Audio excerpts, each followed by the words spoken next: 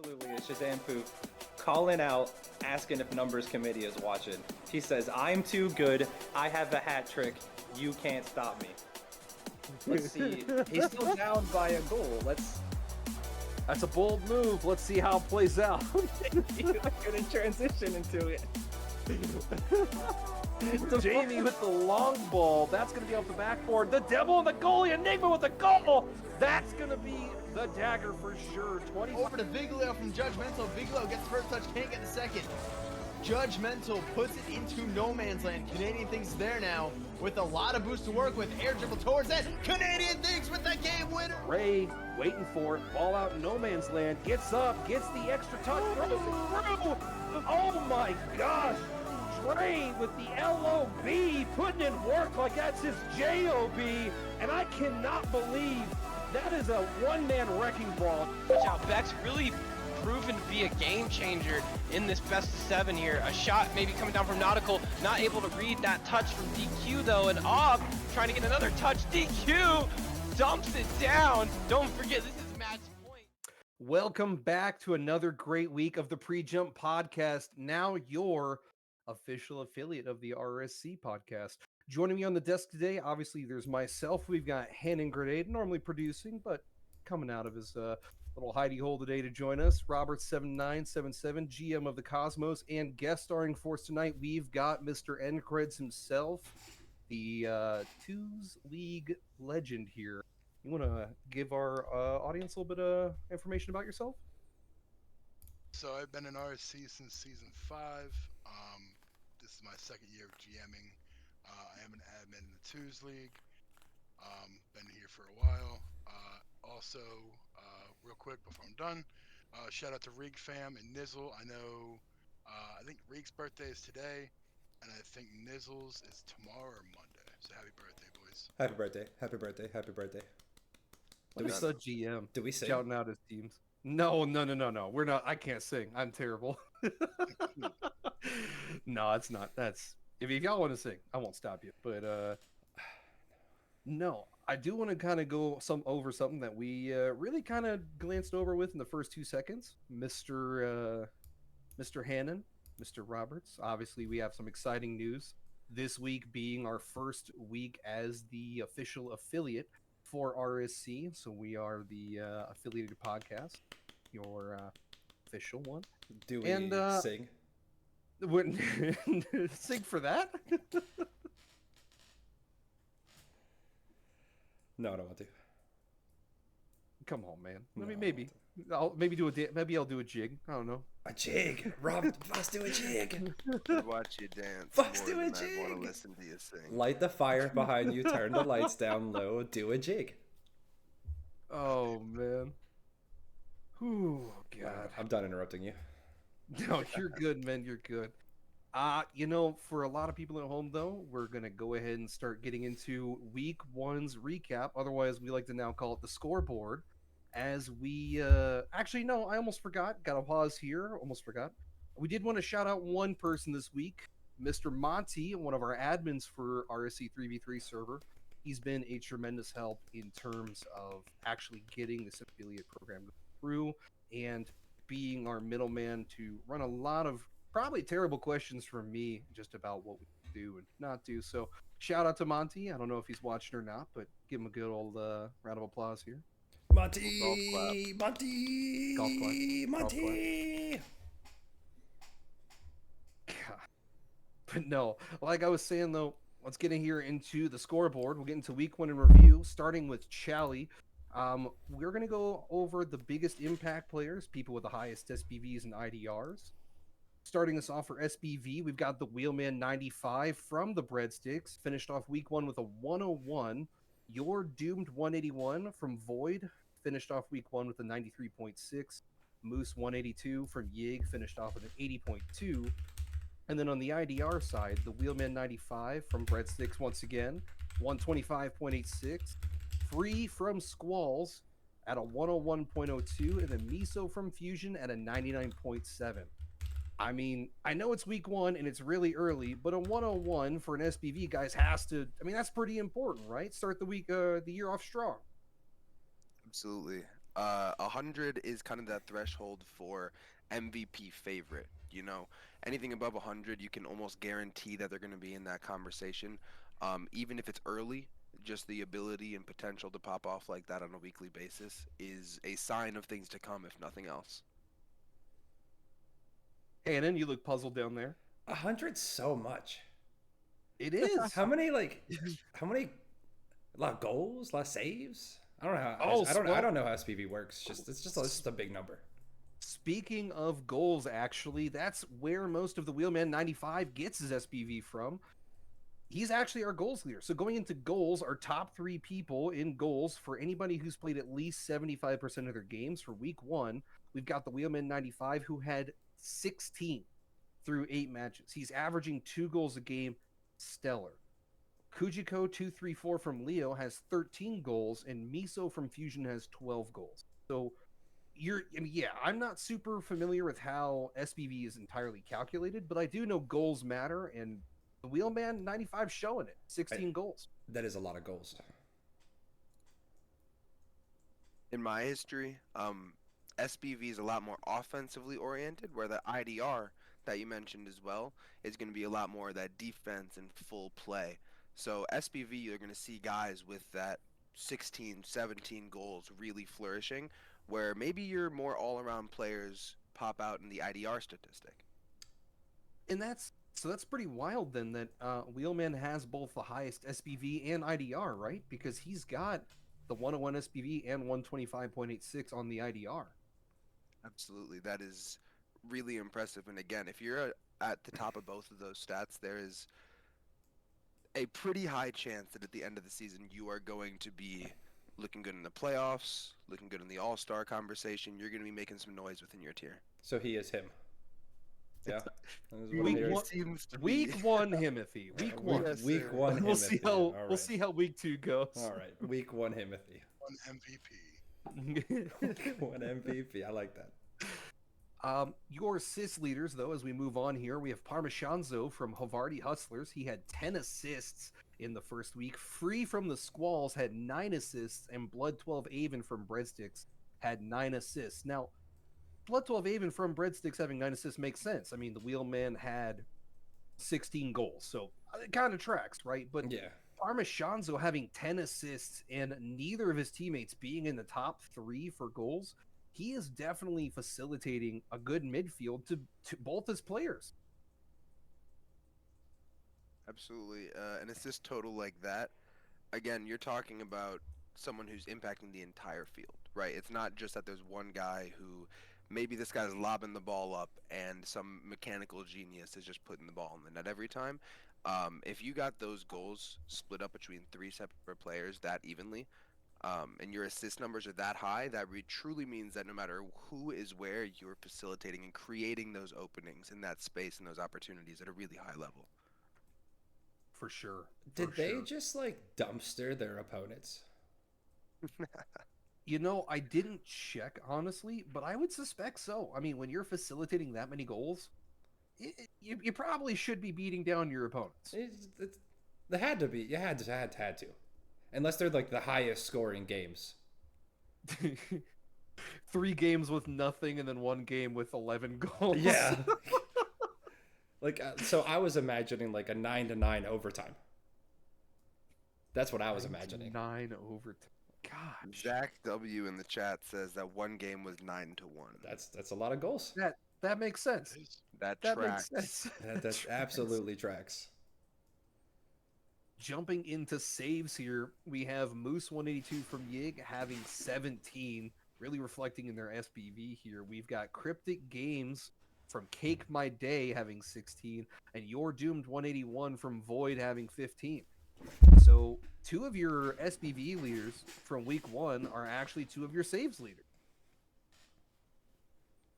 It's interesting, again, as we were talking about that offensive versus defensive disparity that you see in SPV to IDR, that the saves leaders are up there. So it must mean that they're facilitating in a lot of other ways as well, which is interesting to see. A lot of the times players with a lot of saves get so by maybe they're not rotating. You know, it's not necessarily always a good thing if you're getting a lot of saves. But with these players having all around games like that, and a number reflecting that means that it's coming in the course of the actual natural gameplay and rotational style, and in a really positive way. True. True. If you guys don't have anything really else for this part, I'll jump into some of the biggest surprises I saw from Challi this week. First one, so normally, like on Lunar, you see some teams really assert themselves up towards the top, some towards the bottom, and one or two in the middle kind of hold up that 4-4 spot. Solar for Challi, though, has 7 teams currently at 4-4. Very even. The parity is very present in that Solar conference. So I know it's only week 1, but you hope to see that for the rest of the season. See some real good competition up till that last week. See who fights for that playoff spot. 7 teams in the same conference at 4-4 is kind of some unheard of parity. Being that even, that equal throughout the entire conference, top to bottom, generally speaks to this conference, this entire tier being wide open. So I'm really excited to see who comes out on top and who continues to put up big numbers, big stats, and most importantly, wins. For sure. Really talk about playoffs week 1? Do people think about playoffs Talk week about 1? playoffs? Playoffs week 1? Hey man, this is all It's always a every basketball stat, podcast. everything we talk about today is going to be a little too early, right? Because I mean, we were talking about Wheelman having 101 SPV. It's easy for a player to get figured out and drop, but everything we talk about today is totally just speculative. Well, going off that, right? It's obviously early to be talking about some things, but what else are you going to talk about in the first week? You know, so there are numbers to discuss here, and whether or not they should be taken with a grain of salt, they probably should, but they do mean something, and it's time to parse through the smoke and mirrors and find which one of these players, which multiple of these players are actually here at the top to stay, you know, and why are they? For sure. And Creds, you're a GM and the only GM on this podcast. Do you think about playoffs week 1? No, not at all. What you want the first week is to just see how the team went, whether it went well, whether it went bad, see if you need any immediate changes. You have to give teams time. So yes, it's only week 1, but there's some give and take with it. Okay, that makes sense. I love seeing Hannon's smile down there because he knows what he did. He The- said that the only GM on the podcast. The Cosmos, was the Cosmos. I slide. apologize. I was Poke gonna let Ninja this and slide. Blizzy.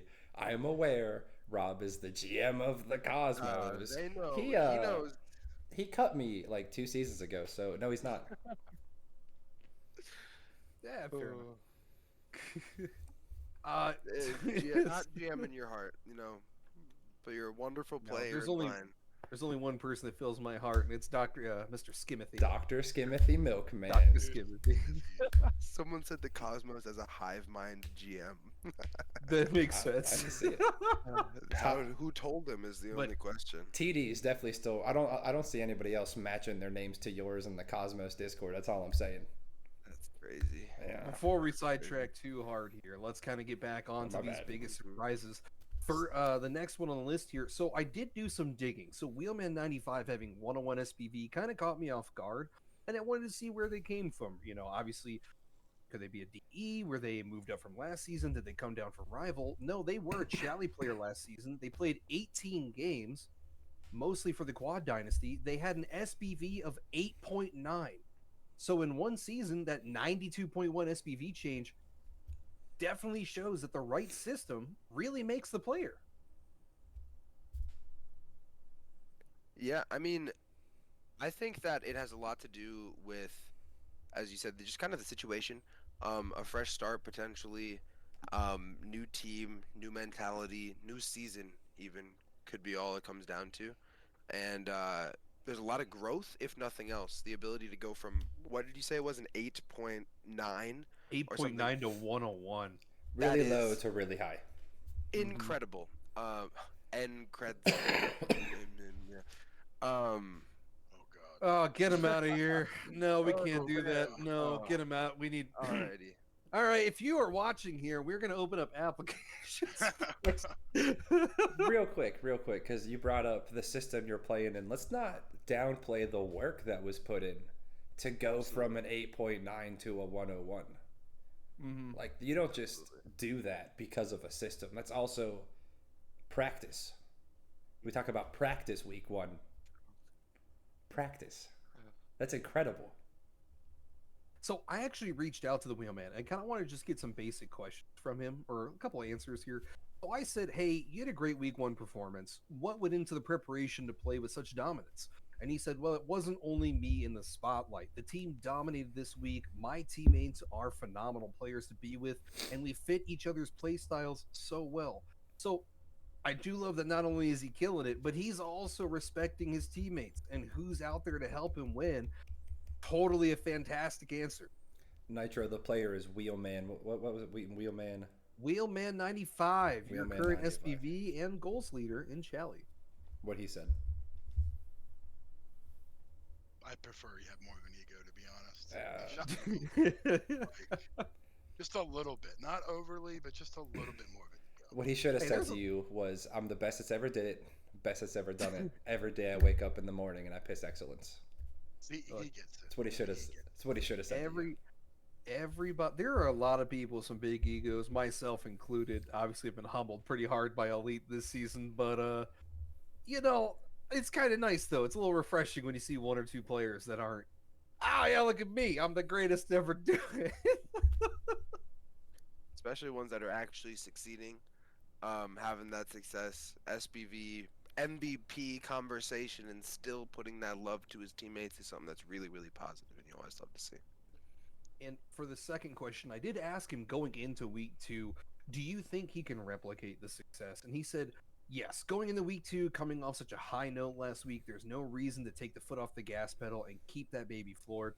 So, yes, he's definitely pretty humble in his answer, but I do think he's got confidence. He's ready. I think he's clearly shown it.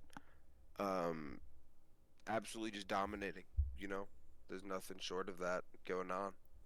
I think he's going to probably continue to do the same thing moving forward. I'm excited to see how it goes. Not to interrupt, but Nitro boosting boss's ego is bannable here. I don't know. I like it. I'll take it Please. every day of the week. Please don't do that. Yeah, I don't think we need to Thank do you. that. Please don't do that. Thank you. Oh, man. I love it. Please and thank you. So, last thing really for biggest surprises. So, we have team consistent. We have the Squalls, who last season finished 41 and 19, finished first in Chally. This season, they're tied for first again, 7 and 1. Obviously, with a new season, you're going to lose some players here, but with refilling with free an acquisition from the Havarti Hustlers who struggled and finding the right system that works, they've really found a winning formula to repeat some good success here. Having players stick around in any tier, speaking as, maybe if Hannon wants to include me this time as a GM, having players stick around in the tier makes it a lot easier to build around. And so that sustained success can come from, hey, I know what I got with this guy. Maybe even if you have 2 or 3 sticking around, I usually 2. You know what you need to go from where you are to take that next step, or if you're already there, you know what you got, and you just fill the gap left by any player moving up, moving down, taking a break from the league. Hey, fair. Hannon and Kreds, anything there? Or I don't have a good players or a GM's input to say in this. I just play the video game, and I drive around. Rob is right. It is hard to build teams that are brand new. We had to do that this year with amateur and contender. So I think Shenmue to rebuild the team completely correct. Yeah, definitely. I don't know. All the power to Shamu, honestly. Yeah, so it's rough. And I think Shenmue does the same thing that we do. We try to build through the lower tiers because they're going to go up through the draft or up through the tiers, right? So, for instance, you shouted out Monty. I drafted Monty in season 10 in amateur. He moved through our ranks for the most part, give and take, all the way up to elite. So Nice. like that's the dream, right? Is to draft people, keep them, mold them, and have them go up the your tiers, which is what Shenmue's trying to do, which is a great idea. Hey, it obviously works, builds a good community, especially with some faces that stick around for. So I definitely can see why that's super important. Wait. Are you're talking about player development? We do that here? This isn't just I mean, beer league softball? a little bit, just a little. That's Just a awesome. little. on the Like, franchise. so I so I'm suppose. genuinely excited. This is the first time I've heard that talked about here, huh? And that's I mean, why it's just I awesome. You could have showed up to the Chally replay review yesterday, hung No, out with us. You're in charge of that. I'm good. So the biggest improver for the teams, Breadsticks. Obviously, they've acquired the Wheelman 95 and oh my god, I'm here Blood 12 Avon, third highest assist total here. They went from season 16 being 17th, tied 30-30 to end the season, to season 17 tied first, 7-1. So I mean, they definitely acquired the right pieces in a rebuild. Um, really just ignored how they played last season, started anew.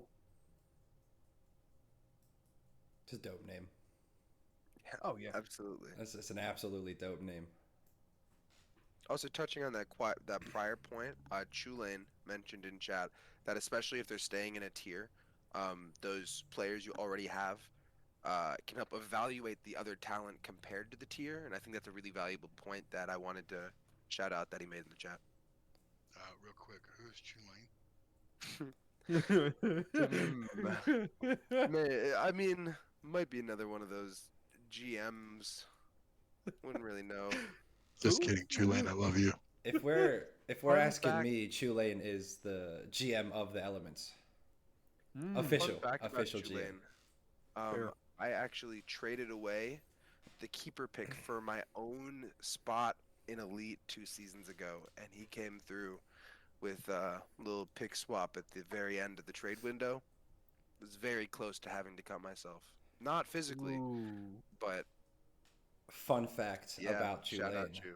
They've also cut me in the past, so Oh, there's that. That's probably well deserved, Thank though. To be you. fair. oh This goodness. is a long time ago. They literally might not remember. It's a very long time ago.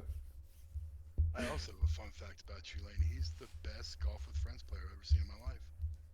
All right. This is Challenge this is week accepted. 5 Challenge accepted. of the pre-jump here. Now Challenge the accepted. Chulane No. party. Let's get into match day Tulane 3. train. Challenge Sorry. accepted. Let's get into match day number 3. The best matchups to look forward to in week 2. So match day 3 in division play starting. On the solar side, you've got Squalls, who are tied for first at 7-1, playing against the Deceased, who are tied for 13th, 4-4. Now, obviously, we know Squalls are a really good team here. I believe their MVP for the series is going to be Free. I think they're going to take 3 of the 4 games, if not all 4.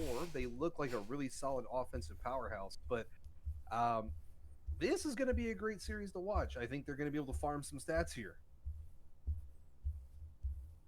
Yeah, if Yeah. the Squalls are to keep up what they're doing, I don't know if anyone can really get in their way, So this is going to be a fascinating matchup to watch as they look to continue their dominance. Fair. If I've said it On the- once, I've said it a bunch. Sounds like a lot of goals. It's going to have to be so. On the lunar side, match day 3, we've got Nebulae, who are tied for 6th at 5-3, and the Wheelchairs, who are also tied for 6th, 5-3. So it's really solid. Their stats matched up pretty evenly here. I don't know if any one team's really going to set themselves apart, but if they do, it's going to be a statement win for sure. I'm predicting a split of 2-2, but like I was saying, this could be a point where a team can really assert themselves and say, "Hey, we can play against great talent. We're here to stay." Chiming in on that really quick, Nebulae is actually my challenger team. We have been without our second round pick up until this point.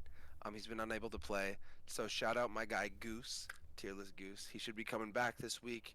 And as you said, we're looking to make a statement win and kind of let people know that, yeah, we're 5-3, but we're looking to make a push through the top of that pack. You're a GM? You wouldn't know it, but I am indeed. I didn't know that. Good luck to your Charlie team, though, for real. Thank you, For man. real. I appreciate that. Good I luck to your Charlie appreciate team. In match day 4, Oh my god. for the Solar side, we've got Leo who are tied for 13th and Spearmint who are tied for 13th. They're both 4-4.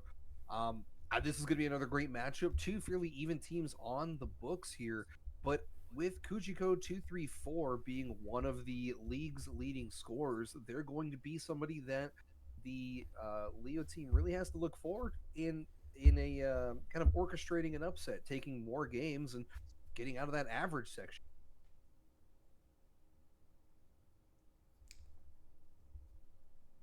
I just hope they Nothing? can. Nope. I just hope they can do it. Can you give us any time to think? No. Like any time at all to You told ponder me you what don't think. You told me you just do. and when I do that, we get off topic. Like right now, any time to GM ponder. thing.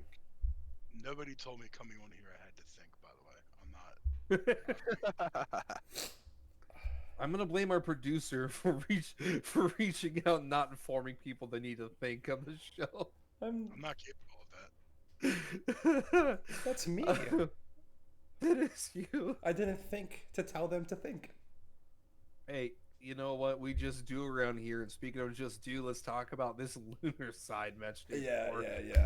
You've got Fusion tied for 4th at 6-2, and Yig tied for 6th at 5-3.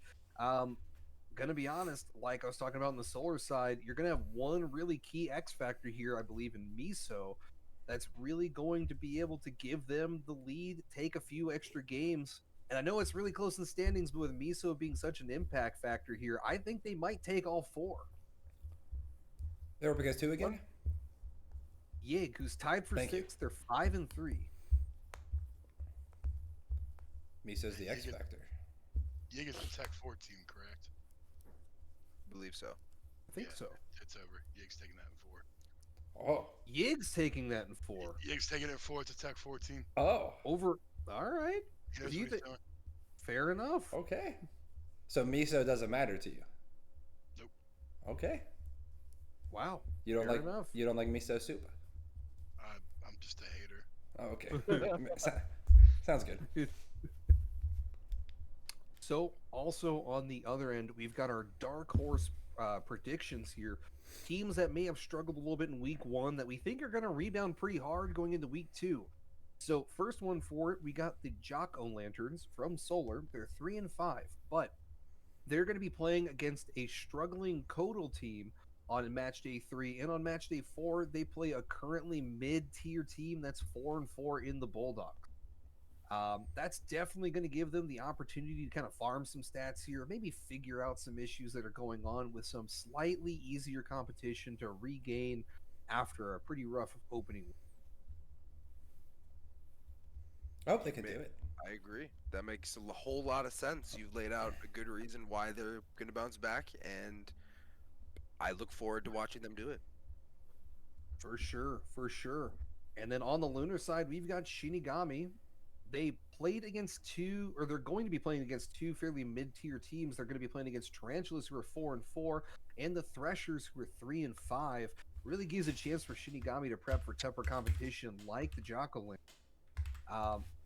But they also made a new acquisition. They're going to have a new player in the mix. I talked to Enigma, their captain, and I asked about how they had a pretty pedestrian week of competition going in. Well, he responded saying that he was fairly confident in their matchups this week. They're looking forward to this week very eagerly, and they're feeling that if things click right with their new player, Dondo RF, this should at least be a 6-2 week.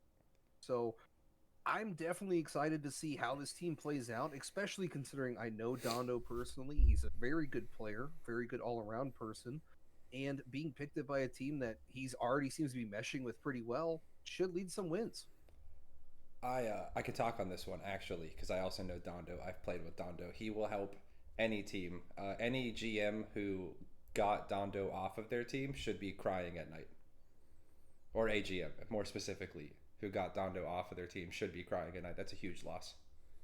It totally wasn't super hard or anything to cut somebody that I've known for so long. Good. Good luck to Dondo with your new team. I think you're going to help that team out a lot. He's better off. I completely agree. Yeah, fair. Dondo's in the chat, being a hooligan. Funny guy. Dondo's a hooligan. Love him. But that kind of concludes our Chally portion here. We're going to go ahead and switch over to Elite. Mr. Robert7977 here. Otherwise, our our primary GM on the podcast can go ahead and walk us through some stats. Elite is my home. I've been here for 4 seasons, so I know it better than anybody else. So hopping straight into it, going straight into the biggest impact players in Week 1 in Elite. We have a guy on Boss's team, and that's top of SPV, MVP favorite right now, Palo Soul. He's been in Master since Season 9, couple breaks in between, but this is his first season back in Elite, and he is looking to take it by storm. Second in SPV is Abe, or AEB 311. Oh, sorry. Palo has a 97.3, so absolutely dominant SPV to start the season. Abe 311 is with an 85.2, and Anthage is an 83. Abe is also a former Master player. Been in Elite here and there throughout that, but it's his first season back in RSC since Season 12, and again, just really coming out guns blazing. And Anthage, everyone knows him. He's been actually in Master since Season 8 of RSC, so a very long time, except for one Elite season where he dropped a 70 SBV, so you know exactly what you're getting with him. This 83 is probably here to stay. On the IDR side of things, we got a guy named Argnor with a 103.5, another former Master player. Been in Elite since Season 9, 50 plus SBV every single season. So really, really positive numbers trending every single time he's here. I'm Old Greg 67, great name, with 100.75 IDR. The one real surprise on this list, he actually had a 15 SBV over about 30 games in Elite last season. So he is coming out. He's the only one here who's not a Master demote. He went straight from Rival to Vet to Elite last season, and this season he seems to be really asserting himself. So I'm excited to follow what he's doing. Moving on to the stat leaders. We starting off with the goals. That guy, Argnor, 103.5 IDR, leading the way with 13. Your teammate, SBV leader Palo Soul, at 12, and then Soup and Sir McDouble are also tied for 12. I have 11. So that's definitely sorry to cut in here. That's definitely impressive. So playing in Elite for the first time ever, coming from Rival, I'm used to a little bit more time in establishing plays, a little bit more time for flicks, maybe going for a ceiling shot. But with how fast these Elite guys are, getting that many goals means that they are quick, they're accurate, and they are to the point. They're not messing around. They are zooming through the sky and taking no prisoners. Straight to the point, dominant, speedy, punishing any and every mistake that you see. Old man Greg is getting more dominant with age. Call it old man strength. Mayhaps. He seems to be. Oh, it was a good run. So you guys, no, I'm kidding. I'm kidding. Yeah. Don't go anywhere. We're talking about your team a little bit later. Oh no. Ooh. Oh yeah. Going into the assist totals, we have our third in SPV player, a 311, leading the way at 10, tied with my teammate Slider, and Mike is my Ike, also at 10. And then your saves leader, you have Mr. Felon at 20, Mesmer at 19, and then Anthage and Rex at 18. Did you say 20? 20 saves. 20 saves in 8 games. Yes, indeed. That's bad. Jiminy, did he play all 8? That's real I bad. believe so. Yeah, it would be ridiculous to get 20 without it. I gotta while you're going, I gotta double check that because I could have swore we had Mr. Villain in preseason. I got eight games played, 3 and 5, 20 saves. That's still wild. That's almost 3 saves a game. That sounds like not a lot of goals. Sounds like a 3 and 5 record. It sounds like your team's getting shot on. Yeah, I'm melted. I mean, to be fair though, they're getting shot on a lot, but God, dang, He's answering the call. Yeah, he's. I love Felon. That's a lot of shots to Chu- take. Yeah. Tulane just put it. He's just daring teams to shoot. Just like It's shoot. gotta be. Yeah. I don't know what He else. interesting to statistic. It's not that frequent that people have the same number of saves as shots, but Felon's got 20 of both. Wow. So interesting. Don't quite know what to do with it. Interesting little tidbit there. I can't even Just to think keep of track of. how the game would have to play out to get that many. Yeah, that's a lot. It's lot a of lot of pressure. saves. Felon So is the obviously- goat. Yeah, So, so obviously he's the week 1 MVP for Elite. Felon. Oh, 100%. Lock it in. Lock it in, boys.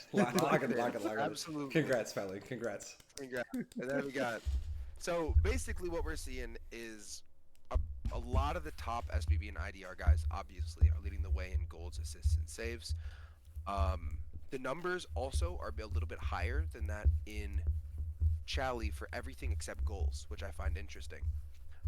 Maybe goals would become a little bit harder to come by, whereas almost every goal might be assisted, and there's more pressure, so maybe more saves coming out of it. Interesting Let's- tier differences. That's kind of what we were talking about earlier. Like with Elite, it's just so much faster. You don't have time to really establish some of your shots. So for sure, goals are going to be kind of hard to come by. People are playing defense pretty quickly. Absolutely. Cool. Well, so moving on to, unless anyone has anything else to say about the specific statistics at all. I'm good. I don't know if. Cool. Moving on to the most notable things that I've seen in Elite. That is true, Comdad. Sometimes you can, points aren't everything.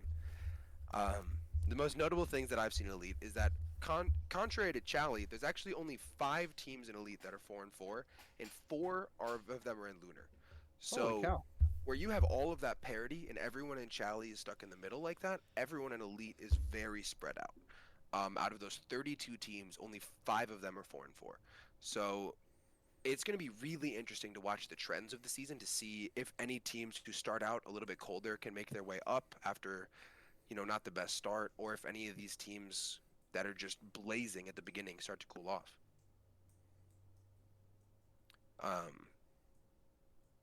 So moving on, and the next most interesting thing, I guess, is that looking at all the stat, SPV, and IDR leaders, almost all of them, minus just old Greg, are actually master demotes.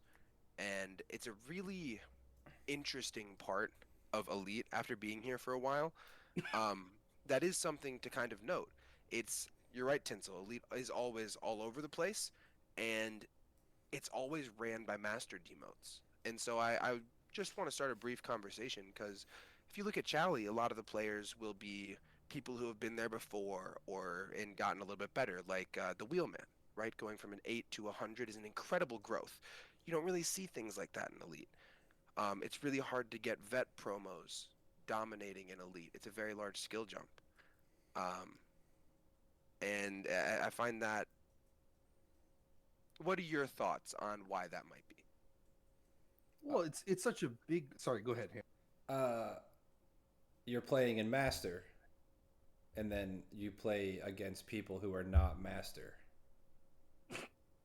Yes, but you see the all-stars in other tiers are frequently not only demotes from the tier above. You have growth into that spot, which isn't really there. I would think I don't know if I'm vet. I don't know anything above vet, but I feel like the skill difference between Master and Elite is, I'm guessing, I don't know, bigger than Chally and Rival. Yeah. Oh, Absolutely. 100%. And that's something I was going to bring up. At the lower tier, it's a lot closer in terms of general skill. Like, Rival and Chally really aren't that far apart. There's a couple different things that Rival does do. Like, maybe rotations are a little more spread out, a little bit less team-oriented ball. But at the same time, though, like, moving from...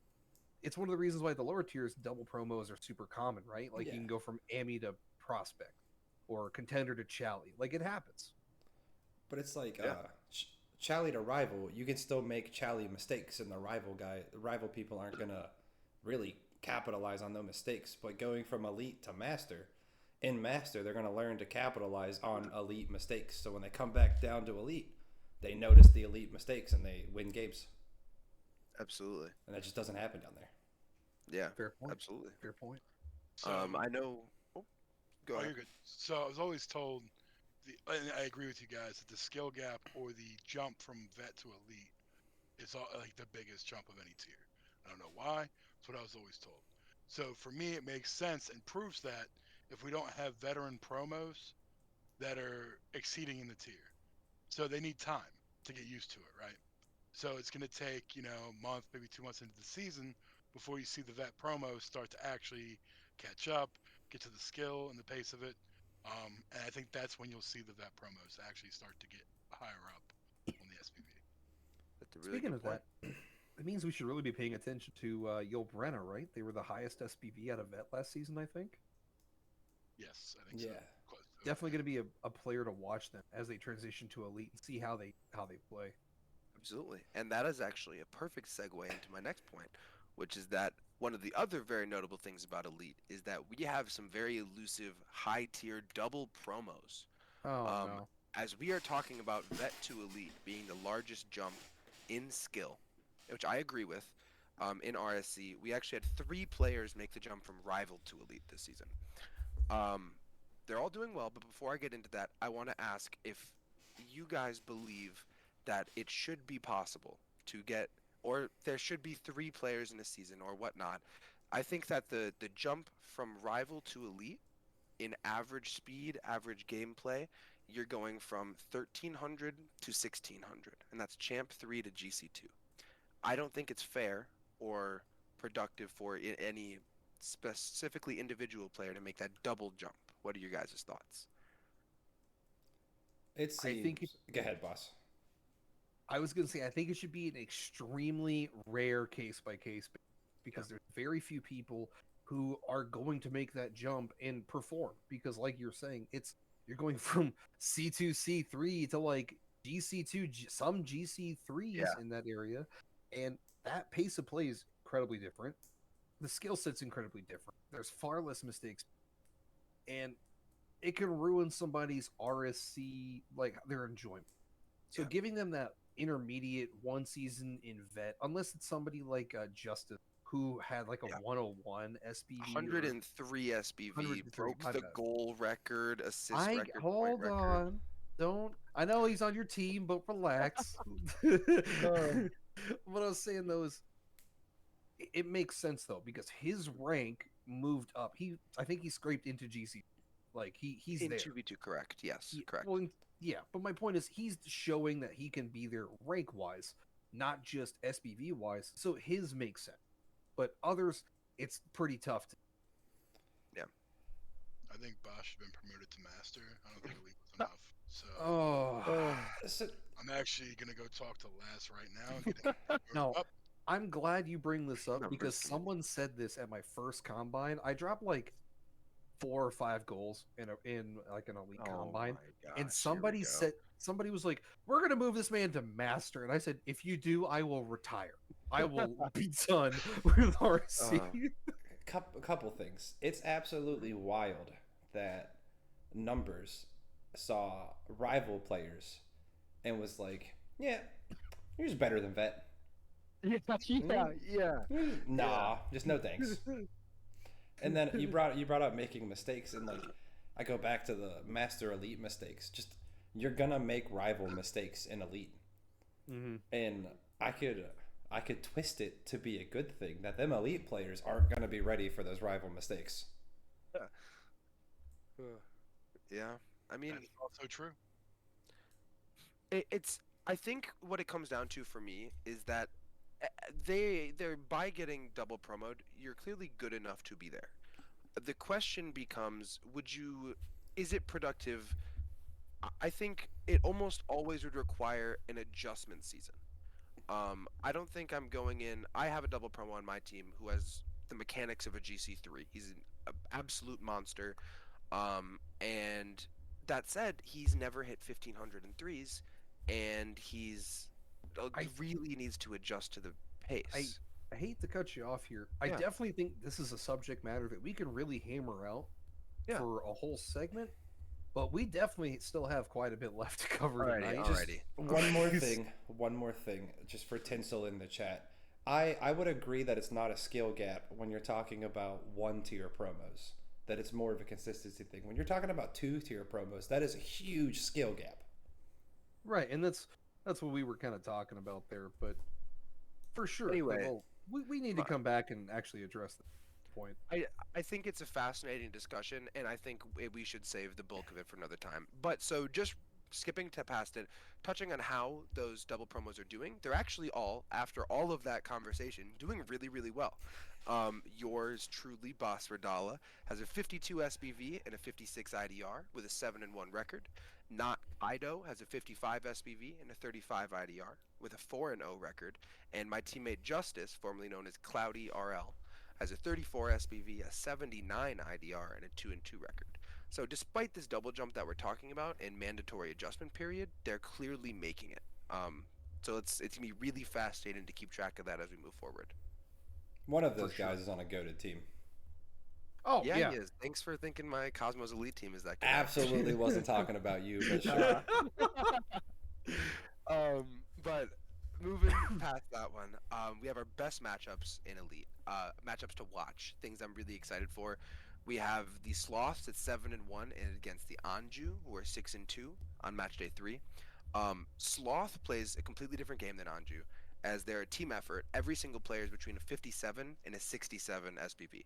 So they are completely splitting the workload, playing each man, working together. It's a really team comprehensive Rocket League. Whereas Anju is Anthej's team. And if you remember, Anthej is 3rd in SPV, and he's the one who's been in Master for a while. So he's actually the only player on his team with above a 50. So it's going to be really interesting to see if this team spearheaded by an MVP candidate is able to hold off this very well-rounded threat. My next one that I find really interesting is Vibranium versus Aquarius in match day 3. They both have extremely well-rounded seasons with everyone contributing on both sides of the ball. But Vexing Vertigo on Aquarius has put up an extremely well-rounded stat line with 10 goals, 8 assists, and 8 saves in, for reference, 8 matches. So they are averaging 1 or more in every single statistic for the entire first week, which is really, really impressive. And on the other side, you got my guy Donald, another elite mainstay, and anyone who's been around here for a while knows he's a hooligan as well. But he's been doing great, and it should be really, really interesting to see how they match up with each other. Also, Chu, we're only doing deep dives today on Chally and Elite. Okay, you got it covered. God, we're already at like. We're zooming through. Don't worry about it. Just don't worry about it. Just keep going. Don't worry about it. Just keep going. The third really exciting matchup that I think is going to be coming this week is on match day 5 with your current MVP favorite, Palo Soul, and the Ghastly Goombas go on to take the Ravioli Rangers. Palo and Boss are going to be on the Ghastly Goombas. They've been going absolutely insane. Palo has 12 goals, 8 assists, and 17 saves so far. So it's going to be really, really interesting to see if he's able to keep up this pace. Shout out Krieger.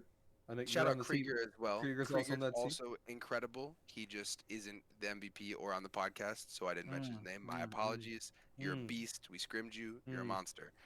And on the other side, you have 2 of my friends as well, Nebulade and Likewise. Welcome back to the league, buddy. It's going to be really... I think that team, even though they're only 5-3, it's not a bad record, pretty solid. I think that they have potential to really be a favorite in Elite this season if they're able to put their pieces together. So with you guys being 7-1 and them having such a high ceiling of performance, it's going to be really,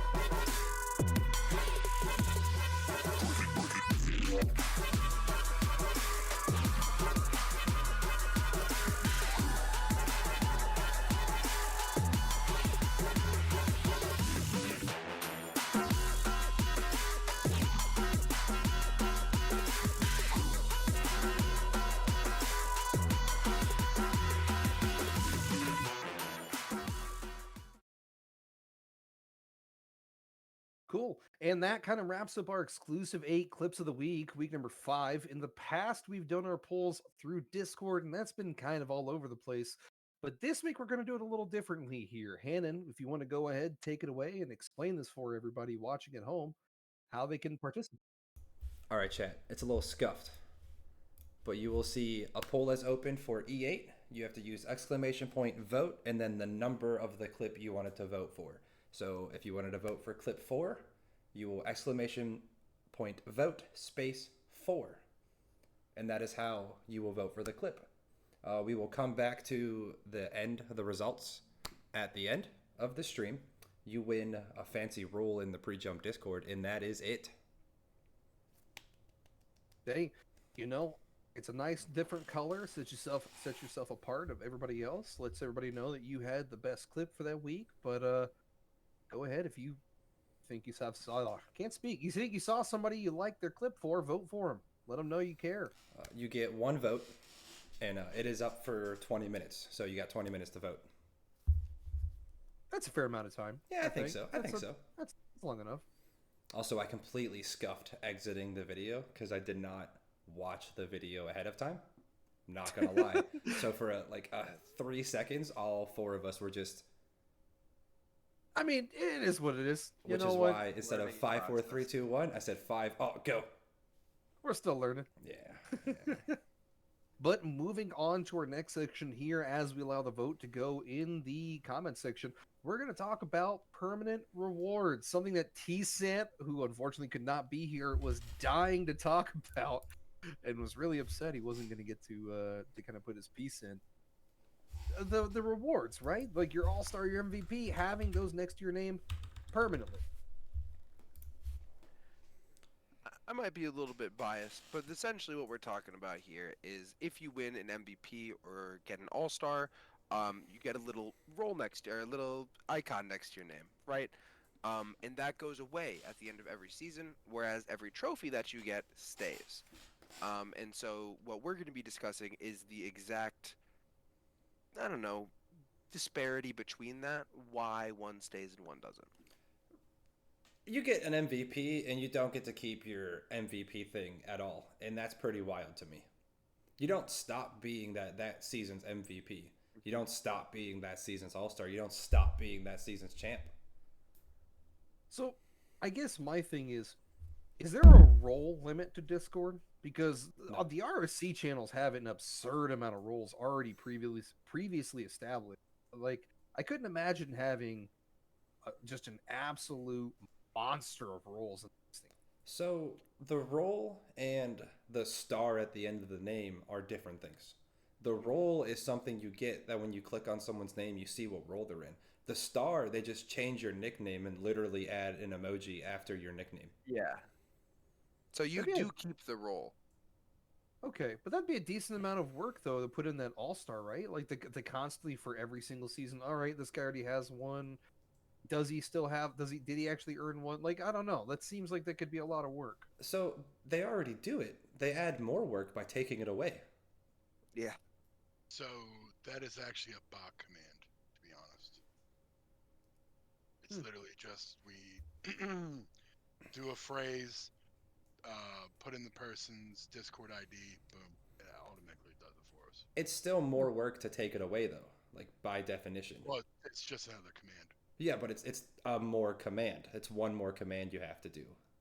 Oh no, I'm not fighting. I sound abrasive. I don't mean to. We're now fighting. I'll go Take get them all. Square up. Take them Right all now. away. on the trampoline. Meet me on All the of them. meet me on the trampoline. I'm not gonna lie, man. That is the smallest trampoline I think I've ever seen It's in the for background. it's for a 2-year-old. Look, I'm just saying. I step on that thing breaks in a heartbeat. It's for a 2-year-old. And we all find out that it's not for his child; it's actually for him. I kind of wanted to see him go through his own trampoline there. Oh, if that breaks, I will come back every week for free. He would be he would be livid, and I'd be buying a new one tomorrow. Oh god. Oh, you can go in tonight to Walmart to find another one. So Poke Ninja says maybe you should only have it if you won Solar, Lunar, and yeah, that's what we're saying. So Didn't we find out that MVPs don't get a cool little emoji next to their name at all? They don't. They don't get anything. You get the star for being an all-star, but the MVP and all-stars are not distinguished. Well, as the only MVP from Rival last season. All right, you're being muted. Okay. No, but still, like, you're correct. You should absolutely have something next to your name. Like, you get a role, but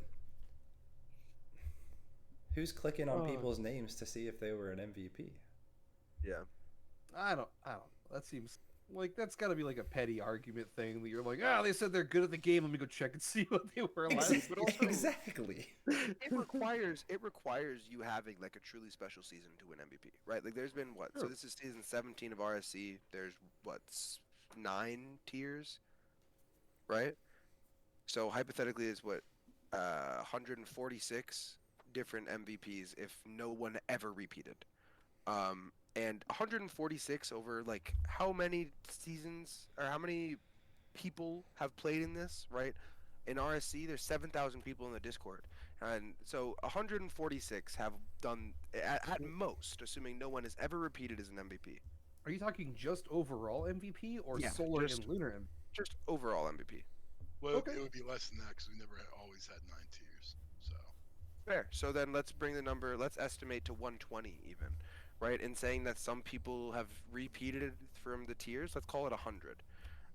Purely spitballing numbers. That's a group of 100 people out of 7,000.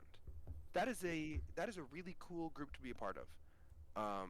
I worked really hard to win an MVP. Boss worked really hard to win an MVP. No. If you had a truly, no, I didn't. I had my double promo. I'm just the best that's ever been, that's ever done it. Dude, I don't. Do you think I hit trading? What do you think? Yeah. What do you think this Point is? is- Sweat League? Point is, it's not something that happens. It's not all willy nilly, right? You have to have a truly special season with a special group of guys. And I think it's cool to commemorate that. And yes, a role is dope, but if your trophies stay, more people win trophies than get MVPs. I guess technically the same amount if you want to do solar and lunar, right? So like, I do believe that there should be an MVP thing that sticks next to your name. You're not realistically going to get more than 3, and you got a bunch of people running around with 3 trophies next to their name. Well, and I guess so. We talked about this kind of last time. Isn't that really formally like permanently stored in the Hall of Fame?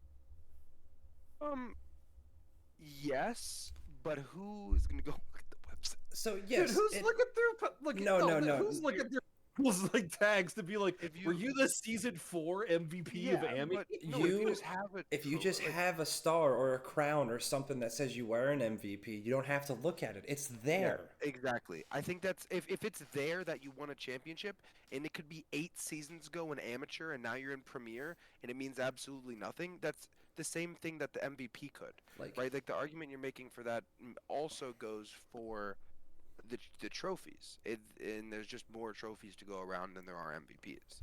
my thing is that you get something next to your name for All-Star, but you don't for the higher echelon of award.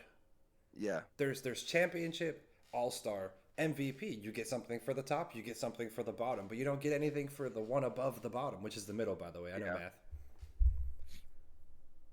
It doesn't sit in my brain. I agree. I mean, so I think we're all kind of in agreement though. Then, unless anybody else is disagreement, there should be some. And creds? Why? why what? Why isn't there something for MVPs next to your name? It's a good question. I have no idea. I was hoping you did. It's probably that nobody brought it up, honestly. Yeah.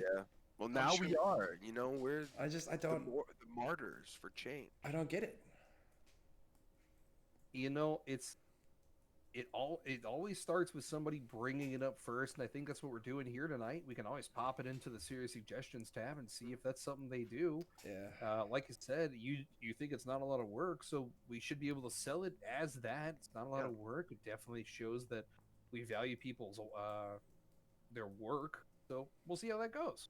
And now that we're officially affiliated with RSC, right? Those are channels that we have access to. So it's another really, really exciting part of us being a part of this actual access to that organization. first. Everyone What do has you mean? access to the Everyone RSC access to Serious that. Suggestions channel. I know, no, I'm saying like not Mm. having like actual access, but like now that we are a part of RSC, right? We have a little bit of a voice, and I think that's more of what I'm getting at is that hey, the pre-jump podcast all believes this. It makes sense. Rob is speaking for himself, not for the podcast. Yeah, Rob sounds is- good. Rob's Yeah, speaking never mind. Forget I said anything actually. I'm just excited to see the fight on what the Give me simple my matchup is. It's a crown. Con. It's a Yeah. crown. It's absolutely Yeah, a crown. Yeah, see, somebody's gonna think something different, and it's not gonna be a crown. I'm telling you right now. That person is wrong. He said that person's wrong. It's I'm wrong. not saying they are not. I'm just saying that there's gonna be an argument that that's a crowd. That's dumb. I'm saying that person's wrong. It's a crown. You know, I actually do look forward to that argument. It's gonna be I'm telling a you, great way to relax and just drink. Yeah, It's gonna be- they We should usually make a drinking game out of the argument for Oh, all people who are no. 21 plus. I'll be Oh, in no. the argument because it's a crown. Yeah, well, I also think it should be a crown. We should just take the Chat. podcast Hey. there. Chat, should it be a Let crown? us know. Let us know in the chat. Should it be a crown? But while we're letting, oh, sorry, go ahead, Encreds. What's going on? I just got a text from my girlfriend saying the symbol should be a heart. I see. This is the shit I'm talking about. Well, she's wrong. Yeah. Just unfortunately, she's not a mod in RSC, so I don't. More unfortunately, she is incorrect.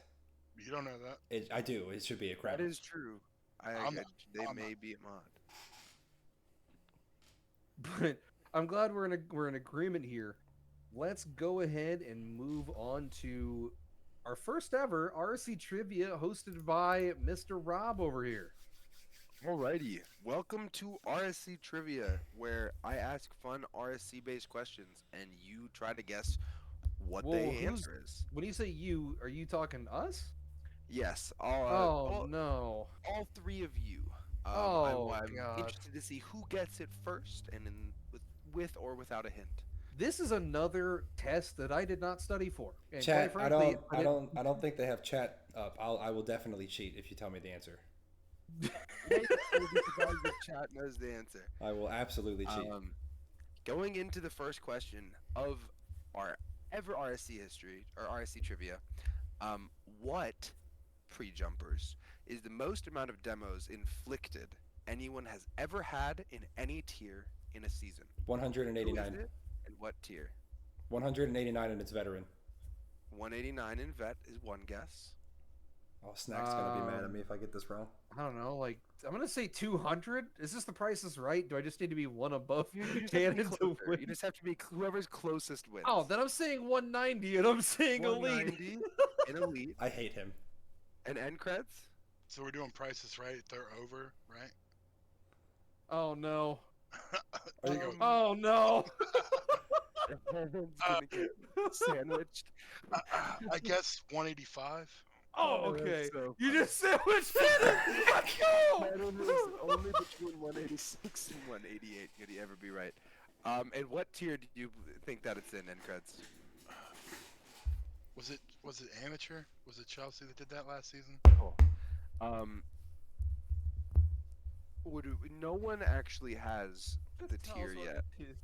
The answer is 169 demos by a player by the name of Rated on Xenon in Season 11 in Master. In Oh. Master? In Master, 169 demos. See, Those the are issue nuts. is no one cares about Master, so I don't know. True, I got that's a good point. the 9 correct, That's true, and the 1. and Those are 2 of us got the 1 those are correct. some squirrely That's players. true. Like those Yeah. Master players move fast. Like that's got to be tough. But It's gonna be. I would not have expected the most demos ever to be in a Master season for the exact. Not only do they move that quickly to demo you, they also are that aware and dodge that quickly. And that's in 60-something games. 169 demos is 3 a game for an entire season. That's insane. Master is the most toxic. It makes sense.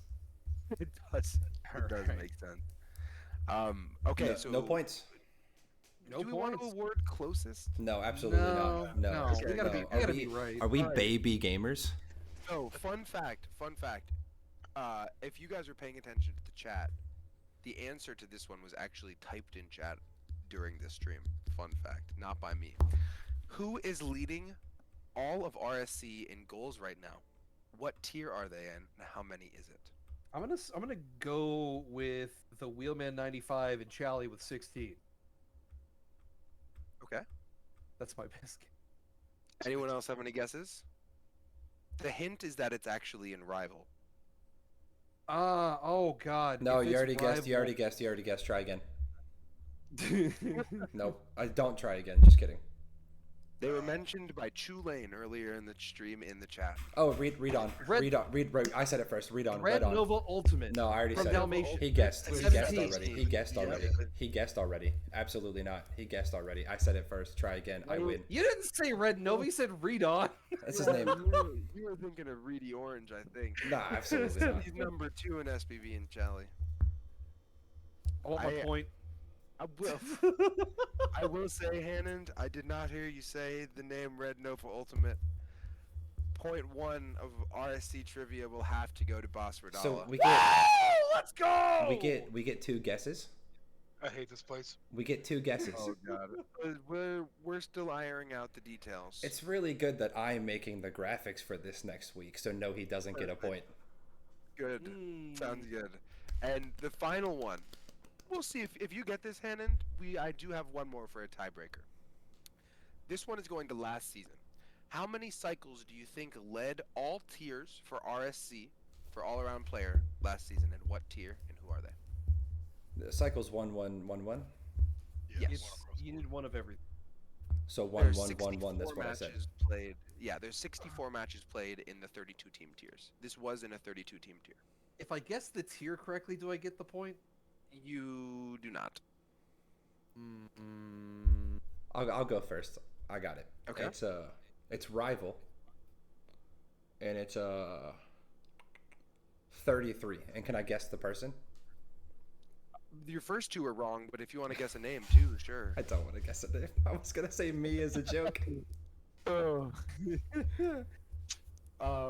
Well, I guess it's Boss's turn to guess because Hannon made the great point that people shouldn't be allowed to guess twice. How dare you say I'm wrong and give them information that I didn't have? We'll take turns. I'm going to guess Elite, and I'm going to guess they're pretty. I'm pretty sure it was the main.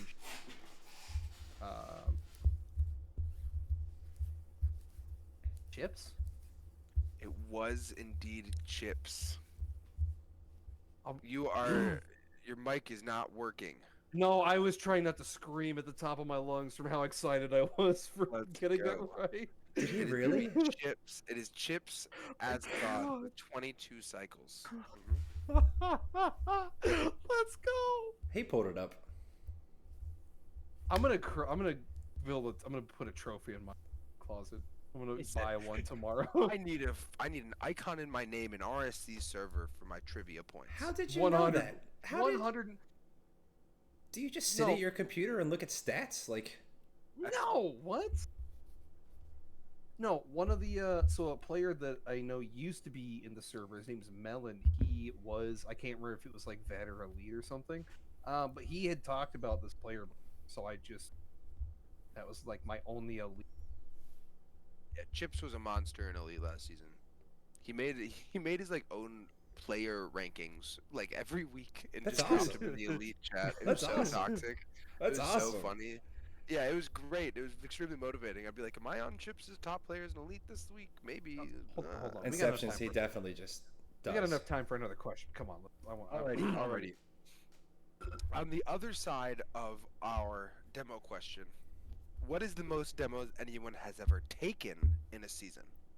What tier and who are they? I'm not going first this time. I think there was an AMI player last season that was bragging about getting demoed. It's like, I think it was Sinbri, and they said they got demoed like 120 times or some nonsense like that. If that's true, that broke the record that I was aware of. I'm just I heard them talking So about so it. now you tell me what he got incorrect. It is not that tier or that player Or that Ooh. number. Okay. or that number. 95 master. So, Hannon, would you like me to just keep going back and forth? No, or no, no, no, no, after- no. 95. And Creds Alrighty. gets to guess. Ncreds, what are you thinking? Well, isn't this a tiebreaker for you guys? No, I don't care. I don't have a point. Oh, he can't. No, he can't tiebreaker. I got 2 points. He got 1 That's point. true. Last time I checked, I'm the only admin here, so Boss doesn't have any points. Oh, I have at least Oh 1 my point God. here. Oh my gosh. At least 1. So it wasn't master, it wasn't amateur. Correct. Okay. Let's go with 110 and premier. The answer is 83 in elite, which is way fewer than you would think. Yeah.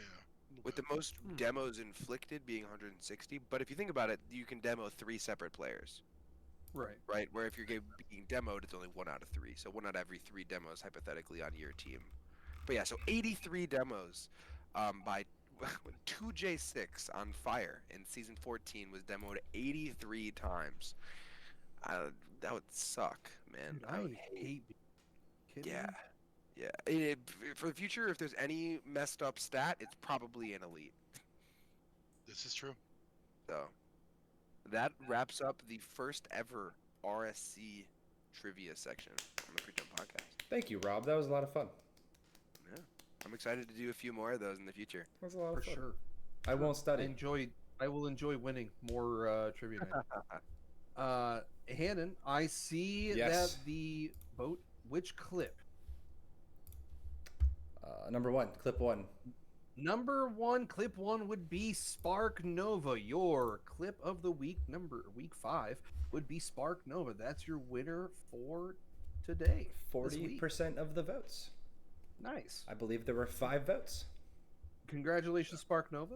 Congratulations. You will get a fancy role in the Discord, in the Pre-Jump Discord, if you exist in the Pre-Jump Discord. I hope they do, because this would only be the second time that's happened. Well, they posted it in the Pre-Jump Discord. Good. Okay. Good. Going into our last segment of the night, though, we've got our serious suggestions. Kind of a fun one tonight. Really, a rule or a rule change that's been suggested by Bob. Changing how free agency works. Let me pull this up here. He had much better wording than what I could possibly. How does it work now? Does it work in a specific way? You just have free agents and you can sign free agents? So No, he's currently, talking about subbing, I think. is- yes. So Oh, okay. FA. So you technically can't sub 2 match nights in a row for the same team. They eliminate that, and I don't know the exact reasoning why, and I'm hoping, Ncreds, you kind of know the why for that. So the part of the rule change that they're bringing up isn't that. So the reason why you can't use the same sub twice is because if you're gonna do that, why don't you just sign them? You know what I mean? Like True. if you're gonna use the same sub over and over and try to do every match night, like that's one, abusing the system, especially if it's a perma, and 2, like why don't you just sign them? That's So fair. what they're trying to change is the like the nightly substitutions. So right now, I don't know. I know Roberts knows. I know Boss knows. I'm not sure if Hannah knows. Right now there are trying to think of the words, exceptions when you go to sign somebody for a night. So you have a max exemption, you have a mid exemption, and then that's it. So Okay. there's basically like rules to who you can and who you can't sub in for your team, depending on who you're subbing out. And they're trying to change those. Or Okay. actually get rid of them for the most part. So Yeah. how does that work with a max exception? I have absolutely no idea as a extremely underpaid AGM right now. So if you could explain that to me, that'd be great for season Okay, no, 17. that's fine. So the way it works is, for a max exemption, you can basically anybody you want as long as they fit cap still. You can never exceed cap. Sure. So for a max exemption, doesn't matter as long as you fit cap, whoever you want. Can I piggyback really quick? Yeah. So specifically, why this matters is that if I have a player who's, let's say, let's talk about challenger, right? And let's say the tier max is 1290, tier min is 1170, right? If I have a tier min player like an 1170 who I need to sub, who makes my team work, right? I need him, and then let's say I have a 1215, and that 1215 can't make it there. I could take someone higher than him as long as it fits my salary cap with the max exception. But the other one has to be under that. So Yeah, you can so- get a player that costs more than your own with a max exception as long as it fits under the salary cap. Yep. Okay. And then the mid exemption is, I believe they have to be between your second and third roster player MMR wise. So Yeah.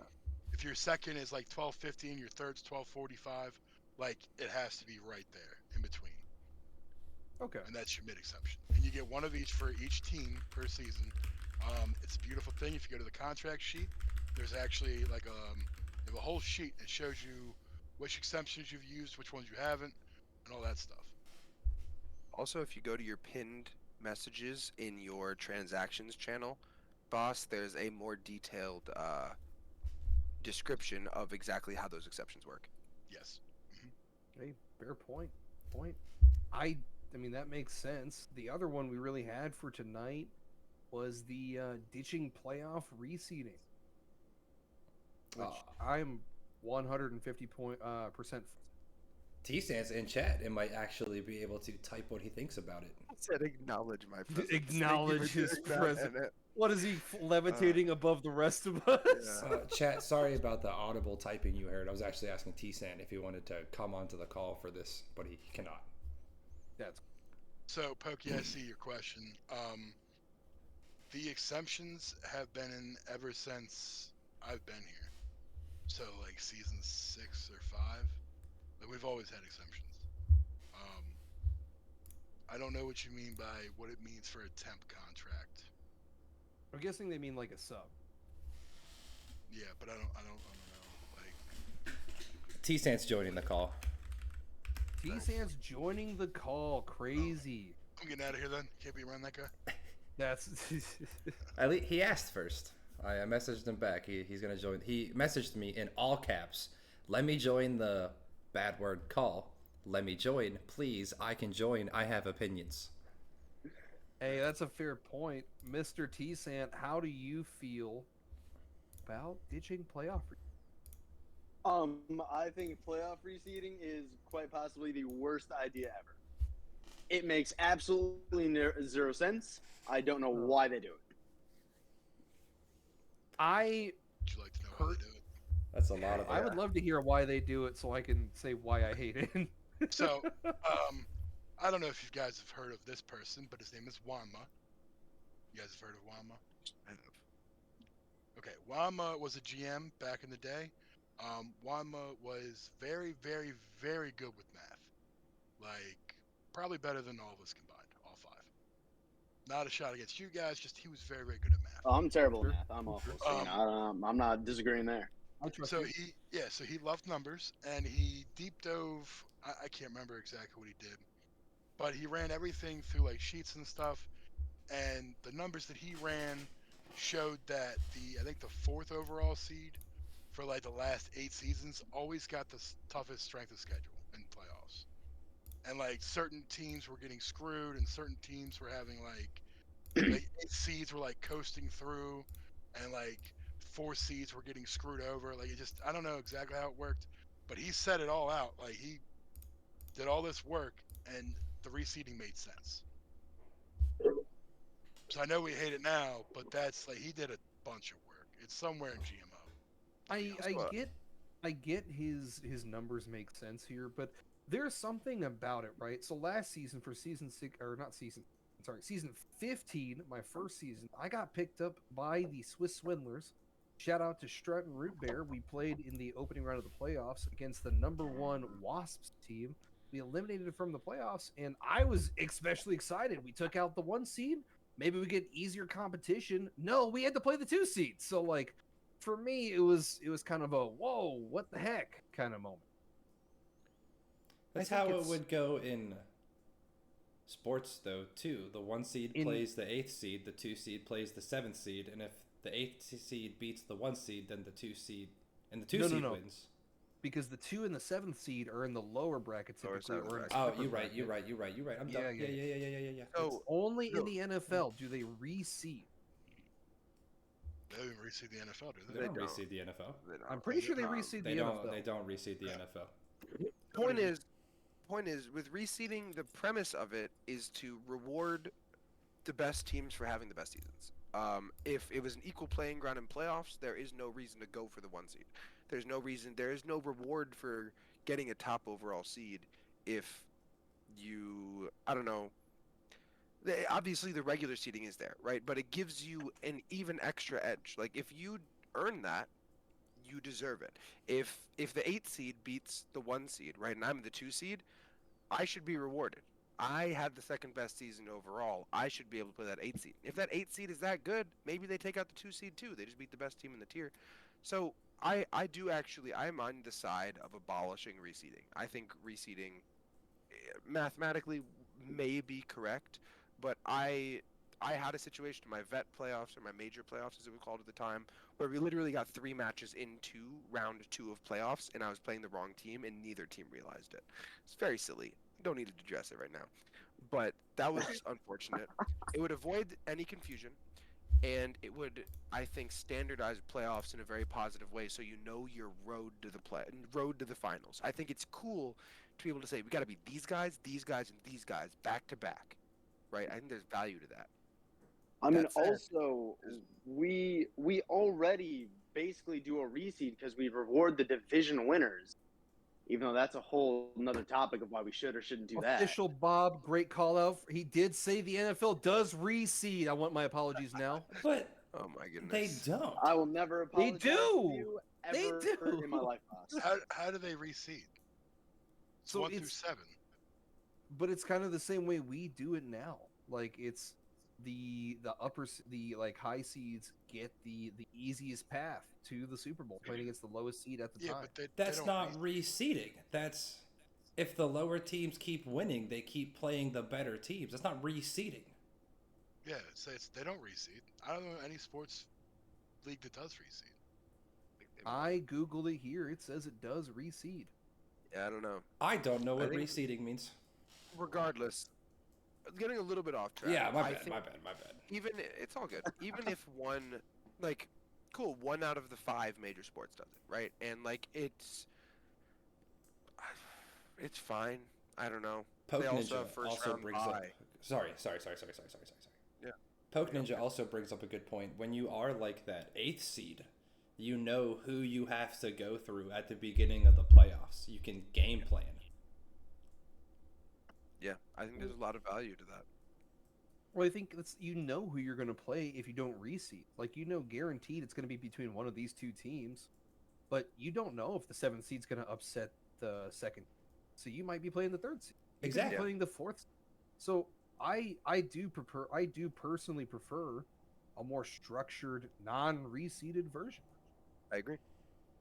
Even though I was playing devil's advocate earlier, just for some points, I do genuinely agree that there should be no reseeding. Yes, again, like the reseeding, the argument is you want to give the best teams the easiest path. Sure. Then why do we reward division winners? That already screws up the seeding.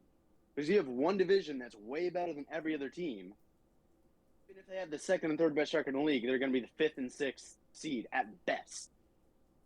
That's just So a that thing in already sports. takes the argument kind of out of there. I mean, not really. Look at the NBA, 82-game season. Doesn't matter if you win your division. It just goes by record.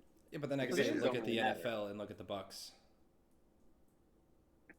I mean, okay, sure, it's the NFL. They also only play 16 games. Yes, I'm agreeing with you, just kind of weirdly. Something that the NBA also was talking about that we could do for RSC is removing division. I know that they did talk about doing divisions to help build rivalries, but with the amount of player movement that goes on, I don't really feel like there's rivalries being built. What team is bringing back even 2 players for more than like 2 seasons in a row? That's true. Right. But And that's if they something are, that we they're should- probably not that good. if we're for going to that do team. reseeding, that's something we could do though, because then the best teams are guaranteed that line of logic. There are rivalries though. We learned that with Skim in episode 1. Like there are franchise rivalries. I don't But know. I don't feel. You don't? I don't feel that. I don't think so. You have GMs who you converse with, and you have your interactions with them may vary from positive to negative to heated to not to rivalry, whatever it is, doesn't feel like the right word to me because the divisions change every season and every tier. That I didn't Right. know. That I didn't know. And if you want to keep the divisions forever, sure. But like, I got assigned a division with. I'm in a division with GMs that I don't know, and I know like 7, 8 of them, right? Like this is my first full season, so I don't know everybody, right? But like, I have personally a much larger rivalry with the GMs that I'm friends with, right? Like a buddy Nick M, he's the new GM of the Garden, and it's his first official season as it's my first official season, and he's a good friend of mine. We're going to land together. It's gonna be a lot of fun. But point is, that would be something that I would consider a rivalry. Yeah. Because I know that person. If it's a GM that I'm in a division with who I don't know, it doesn't spur any emotion, you know? I'm not invested. Yeah, that's fair. That's fair. That makes sense. I completely agree with everything he just said. Thank you, distant voice from nowhere. Oh, no Yeah, problem. right. I'm glad I can contribute. Voice from above. That's what I'm here for. How's work? Yeah, You know, it's work. Cookie, you are right. There used to be rivalries, but ever since we started changing divisions, they're just not there anymore. Wait, how often do they change divisions? Every Or is it season. once every? I think it's. Is it every season? I think it's every season or every 2 seasons. I didn't know they changed I feel like divisions. every- That's wild. I think the it's every interesting- 2. I don't think I they think they- changed the first 2 seasons I was here. I think the Well, most we just interesting started. discussion would be altering the duration the seasons or the divisions stay. Right? If you say, "Oh, for the next 5 seasons, these are your primary competition," I think that would be really cool. And then maybe it switches up, or maybe 3 seasons, right? But like 1 or 2 is not long enough for me to be like, because then your players would also develop rivalries, and I think that would be really cool. Oh man, this dude on Boss's rival team moved up to vet. My rival team really, they lost to them in playoffs. Oh my goodness, right? So then I really want to beat them. My guys move up to vet, and they know they're still going to be playing the guys from that franchise, right? And that's still their division. I think that would be a really cool part of this, is if you could play against the same people more frequently, tier to tier. So the issue with that is, Boss, your camera's gone. we just lost Boss. Wouldn't So be the an issue- RSC stream without a little bit of scuffed, apparently. So This This is is true. not on me. no, No, So- but we're still gonna blame you anyways, Grenade. It's That's all right. that's fair. Welcome back. There he is. hey, that's very good. So the issue with what Rob said, sadly, is that with the amount of GM turnover, we have to change the divisions because no GM Okay. stays, right? That's like fair. for instance, we're both newer GMs, Yeah. and I The know, GM before me was 8 seasons. yeah, I think Wallaby Gangsta ran numbers on it, and it was us, Bear Den, Sav, and I can't remember what the fourth team was. We were all in a division for like, I don't know, 8 seasons, and we were like dramatically better than the rest of them. So it's just hard with all the change and turnover. Yeah. Chulane's makes- been a that makes a lot GM of since season 5, I think. Who is Chulane? Yeah. We've had this conversation. That's Who so is- funny. I think it's season 5, but Chulane's been a GM for a very long time. Is incredible. That's why I like the intention for them to say, hey, we want to build rivalries, we want to have like a really great time, but it's so short term. There's nothing long term being built. I mean, I would love it. Like like I said, I joined in season 5. When I joined, Tree Frog was my GM, and the franchise was called the Birdcage, and we hated Sav. Like there was a rivalry there. I don't know if it was, a rivalry towards us, but we hated Sav. Like, anytime we played Sav, it's like, I don't care what our record is, we need to 4-0 these dudes. So That's Lots the stuff I changed. like. It'd be nice, honestly. It's just rough. I don't know if it's possible, to be honest, which sucks. Does anyone have any ideas how to facilitate rivalries? Keeping divisions the same. Well, but we were mentioning with the GM turnover, that's not really feasible because Not changing them every season. I say we just talk more shit in GM Hub, to be honest. Listen, man, I talk my shit in GM Hub. I'm not. I'm not in GM Hub. Yeah, I'll do it right now. I say my piece, man. Can I talk through you guys?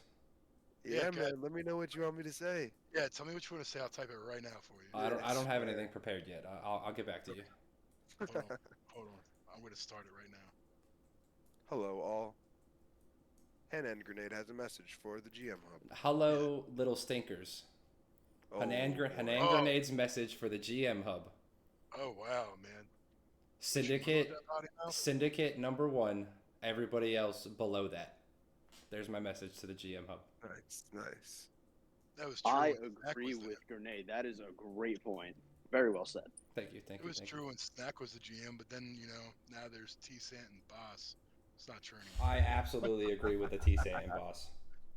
Holy. I have no comments on the matter.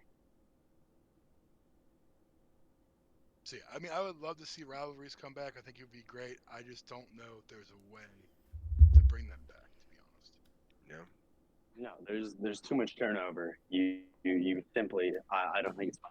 I think what you're watching right now is a great way we can help facilitate rivalries. What, just coming on here and talking shit? Absolutely. 100%. No, I would, It can Absolutely. only be a rivalry if the other franchise keeps up. True. It's got to be a two-way street. One-way rivalries don't work. I disagree. I mean, that's why we just. I disagree. The Steelers and the Browns. I say this because I'm from Pittsburgh. The Browns Did are you guys bad. lose to the Browns last week? Or last Yeah. week? So but in my entire life growing up, the Browns were terrible. But well, they still hate each other. Exactly. That's what I'm saying. It doesn't have to be That's two what- ways. We're saying that I both think, teams though, have to that- hate each other. Oh, I thought you were saying both That's teams have to be good. facilitated by the fans. Yes. My bad. I thought you were saying both teams had to I be will good. say that's facilitated by the fans. Not True. the Steelers-Browns rivalry. Absolutely not. It is the players.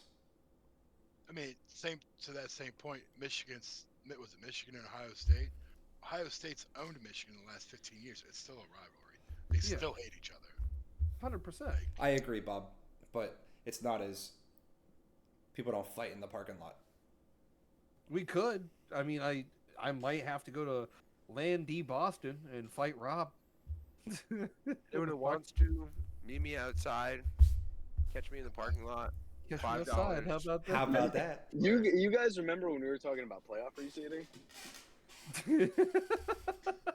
Everyone hates it. I think we're all in agreement that the only person who didn't agree was Encreds, but everybody else was like, yeah, we hate it. To be honest, it wasn't even. Does Encred's Encred's opinion really matter? Yes, he's an admin. I don't know. I reach out to Encreds all the time for his opinion. I think so. Be right back. Banning T-Saint. Be right back. You want me to kick him? I'll kick him. You can give me my MVP role. I have to drive home anyways. It's been fun stopping by. Drive safe, T-Sant. Shout Thanks for out hopping in, Pre-Jump. I can't believe we're affiliated. Dream come true. I love you all and good night. That's a pretty Drive good safe, send-off T-Sant. to this stream. I'm not gonna lie. I actually, though, it is probably about that time we kind of came to a conclusion here with our final section with the serious suggestion. I do want to go ahead and give. I'm sorry. Red Fire.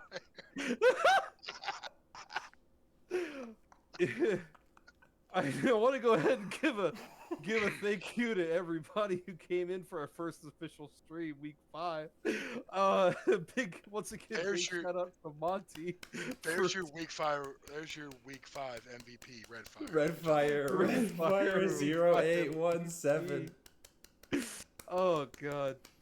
Once again, shout out to Monty for doing a lot of middleman for us here to help get us affiliated. So thank you for all the work that you've done. Once again, though, This has been myself, Hannon on the desk, Roberts with us, and guest starring tonight was Quan, otherwise known as Encreds. Thank you guys for tuning in. Have a good night.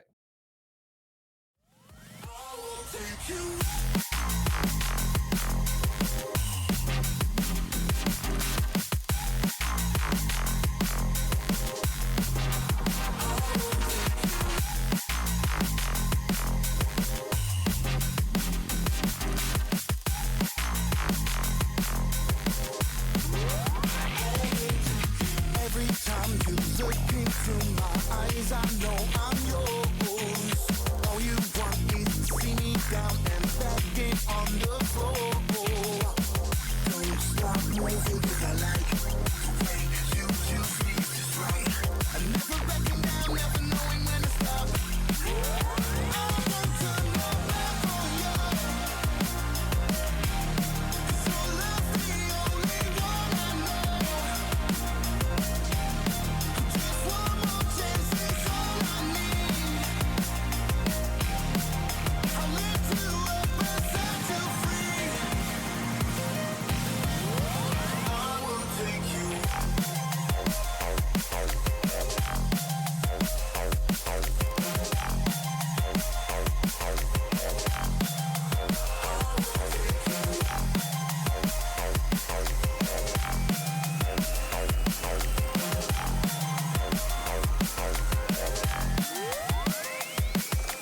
Don't know if I'm really gonna make it, but I tried. I don't know if you really feel like I do. Losing my objective slowly out of sight. Just pull me out of